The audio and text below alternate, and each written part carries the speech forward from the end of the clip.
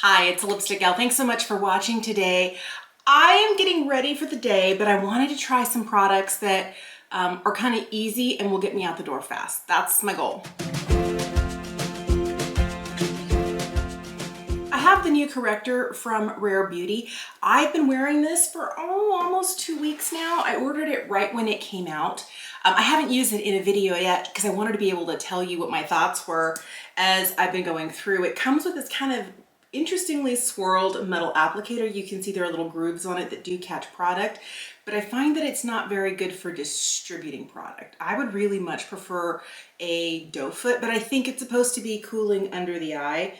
I find that I get the most product right on the end, so that's kind of where I kind of paint it on with, and then you can probably, spend time if you like a cool metal applicator to kind of spread it out. It's not actually going to do any real good blending for you, so I don't know. I'm not sure that I'm catching the vision with the applicator, but I'm just going to take a clean brush and lightly tap this out.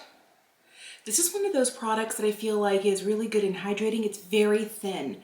My favorite under eye corrector is the Beauty Pie Super Luminous Under Eye Genius, but this actually does a really great job of looking lightweight and not being heavy. Not that the other one is heavy. It has potential depending on how much I put on. When I was first trying to figure it out, I was putting on way too much.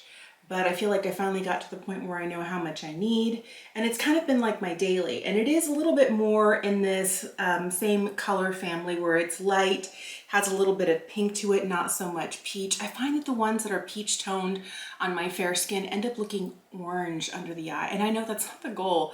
So I've had to switch the type of color corrector I use, but I feel like it makes a significant difference. Now, if I wanted to, I'm gonna put other things on my face as well, but just so you can see, I have a couple of hyperpigmentation spots here.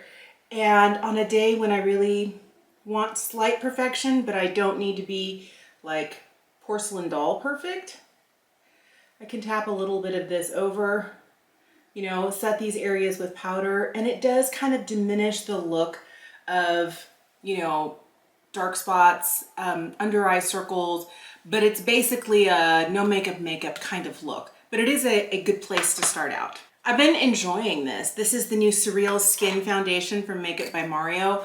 I found that the best way for me to use this is I don't even need a full pump, is to like dab it on with my fingers and start in the places where I know I need a little bit more coverage. And that's just kind of like center of the face and where I have some redness and some discoloration, which is kind of right here, tops of the cheeks. I work at a dentist office, so I'm in a mask all the time, all the time.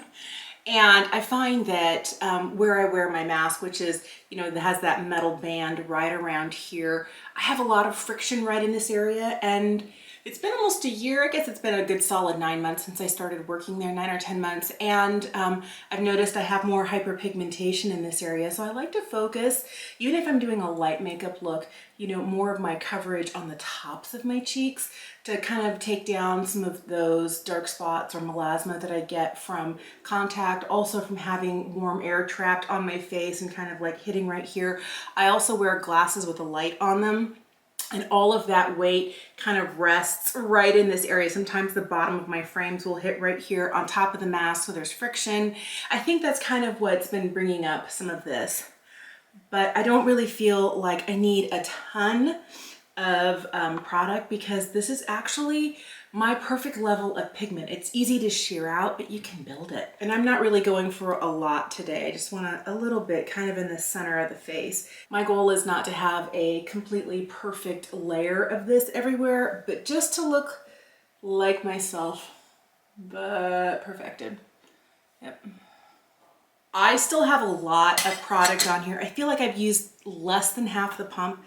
I'm going to pick up a little bit on this brush I was using earlier and kind of hit some of those spots where I feel like I have just a little bit more of that hyperpigmentation showing through. This is really nice because it doesn't look too heavy. It looks really quite skin-like, and it has a nice dewy kind of finish to it. I like that a lot. So right now I have a thin layer of foundation over this and a little bit of the corrector, but this foundation actually does a really, really good job of kind of lightly concealing and perfecting the face. I'm really quite impressed because it feels like it gives coverage without being too heavy, and I like that a lot. All right, I still do need a little bit of concealer. I feel like I'm in a good place. For concealer today, I'm gonna use the Everyday Great Skin Concealer from Beauty Pie. This is the shade 50. I haven't used this in a while, so I'm hoping that it's a good skin match.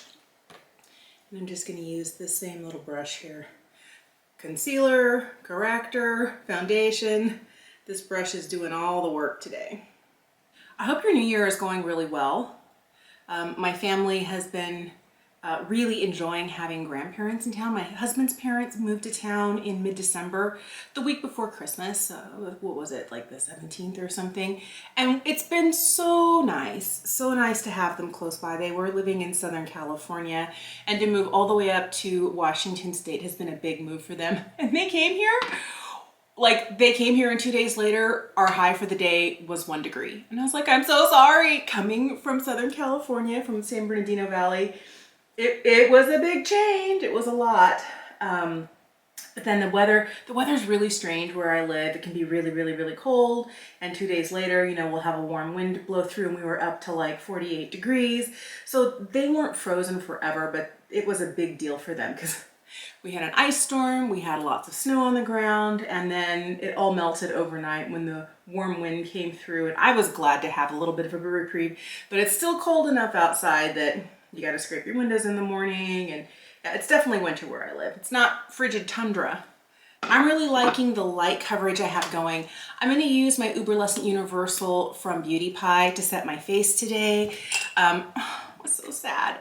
As I was kind of pulling makeup for this month, I accidentally dropped one of my favorite under eye setting powders, the Pat McGrath, and the compact broke where it doesn't close anymore, and it all shattered.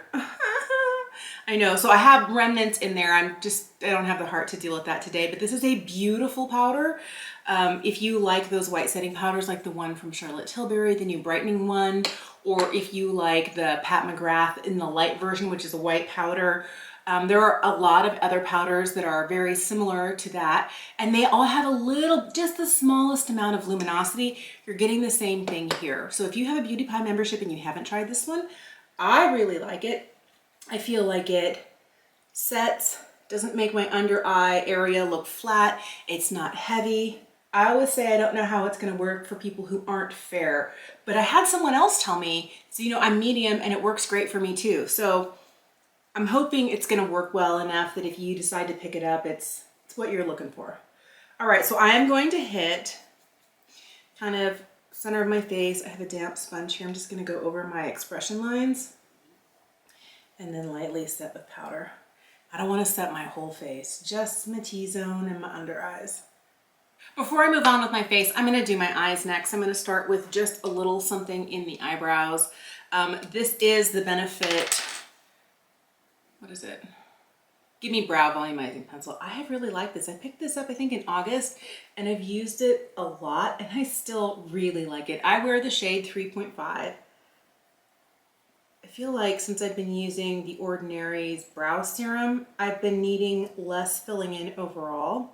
I guess it's not a brow serum. What is it called? I have a bonus one right here. It's their multi-peptide lash and brow serum. I don't use it on my lashes. I just use it on my eyebrows.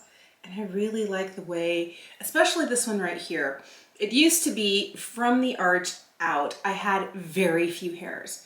And I feel like my hairs are more prominent, they're fuller, and they're a little bit darker. Is that just me?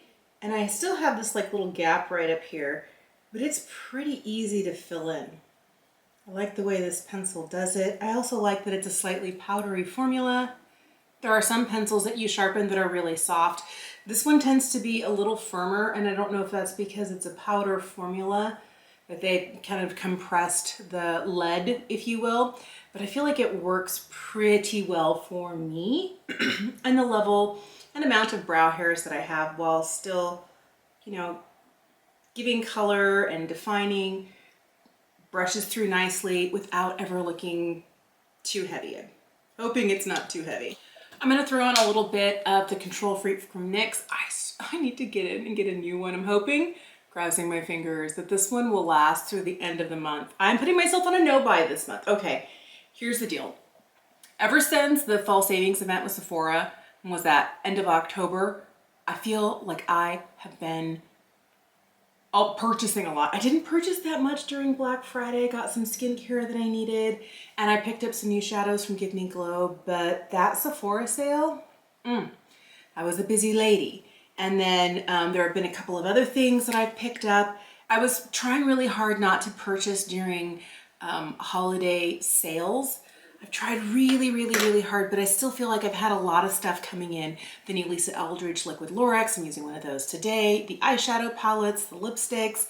There have been a lot of things that have been new that I was interested in and I really wanted to try, but I feel like I'm getting a little overwhelmed. So I'm giving myself permission to take a breather this month, to go on a no-buy for 31 days and see how it goes. I'm using the Eldridge Liquid Lurex. This is the shade Viola. Out of the 3 new shades that she released, I'll link that video for you here where I swatched them all. This is the one I've reached for the least. And I saw her using this, was it in a short with Dua Lipa? And I was like, that's beautiful. And I just realized that I don't know that I'd given Viola a fair shake. This one's not nearly as metallic. I love a really metallic liquid Lurex. So I love Bianca, I love Cressida, I love Titania, I love Emily, I love Zora, those really sparkly ones. This one's a little bit more satin. This is one of those formulas. I always feel like it's best to work one eye at a time. I'm gonna start just by kind of tapping this out into like the shape that I want. I want it mostly on the lid. I hope your winter holidays were fabulous. You had a good new year. I know that a lot of people kind of talk about having like the post-holiday blues, like January blues. I get that, but I'm always a little bit excited because my birthday's in January. And I'll be 48 later this month. I started doing something years ago, and I don't know if I've already mentioned this to you. My best friend's birthday is in August, and she is 5 months older than me. So I had the worst birthday that I can remember emotionally when I was turning 30. I woke up one morning and I was like, okay, birthday. And then I was like, oh, I'm 30. Oh no. Like I went down that terrible downward spiral. I was overly dramatic, and I know I was.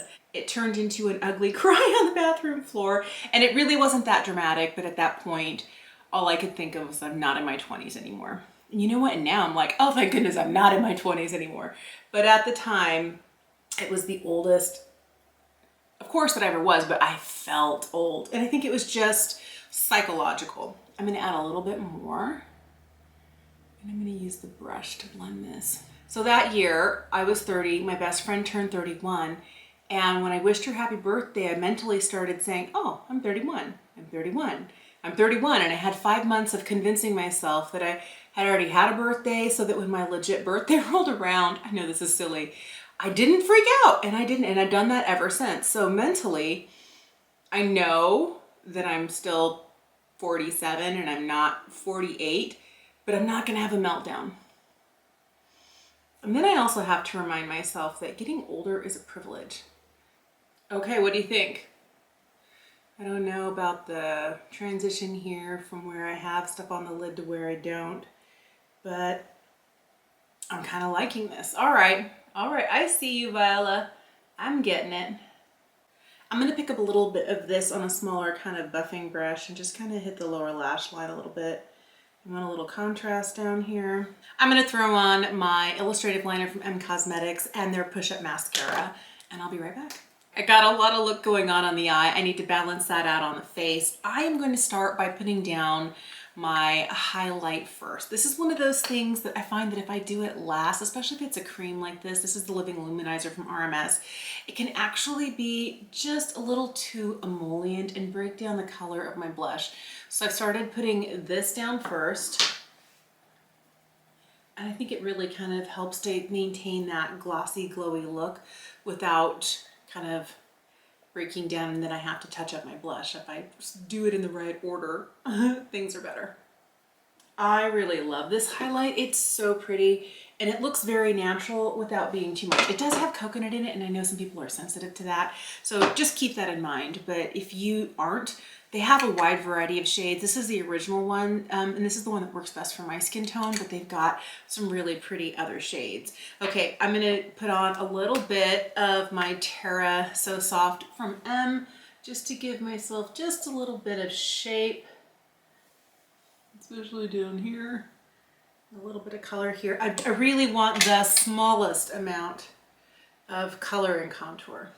I really like layering up the bronzer in the summer, but sometimes I skip it all together in the winter because I want it to look like natural winter skin where there's a little bit less warmth and bronze. But I do feel like I need a little bit of contour and lift. And here, I'll start just by softening this line, and then I'm just gonna blend up. Now for a little cheek color, I'm using Lisa Eldridge's Venetian Red. This is not the product it comes in. It comes in a squeezy tube. It died on me, so I squeezed it into this little container, but that's probably more than all I'm gonna need. I'm gonna share it between a couple of fingers here, and then we'll just tap it on. I'm going to throw on this Gloss and Glow from Burt's Bees. This is the shade Eat, Drink, and Be Cherry.